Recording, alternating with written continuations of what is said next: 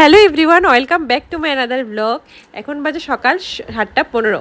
7টার সময় বাড়ি থেকে বের হয়ে পড়েছি, 7:05 বের হয়েছে। তো 10 মিনিটের মতো চলে এসেছি এখন স্টেশনে হাবড়া। আর ব্যাগপত্র নিয়ে ছুটছি একদম, দেখো গুল্লির মতো। আমি বেড়াতে যাচ্ছিলাম, তো যাবো হলো দিদির বাড়িতে।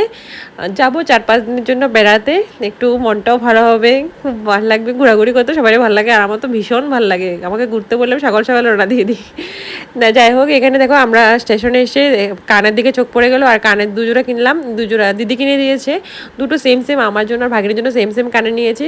এটা দেখতে রিং লাগলেও রিং না, কিন্তু পুরো ধোকা আর কি। সানিয়া মির্জার আগের মতো দেখতে রিং, কিন্তু রিং না, অর্ধেক অর্ধেক। কিন্তু সুন্দর কিন্তু না কানেরগুলো। তারপর এখানে চলে আসলাম ট্রেনে, অনেক কিছু দেখতে দেখতে হরেক মাল গড়িয়া চলে আসলাম আমরা। আর গড়িয়ায় হলো দিদির বাড়ি একদম স্টেশনের কাছে। তারপর এখান থেকে ওদের বাড়িতে যে ভাগিনী আছে ওদের জন্য চিপস চকলেট এগুলো নিয়ে নিলাম। আর একটা কি নতুন একটা আইসক্রিম খেলাম, এটা কি ডোনাট আইসক্রিম নাকি, গোল গোল দেখো পুরো। আইসক্রিমটা খেতে কিন্তু ভালোই টেস্ট আছে, 10 টাকা দাম। ডোনাট আইসক্রিম মানে ডোনেট করে মনে হয় এটা।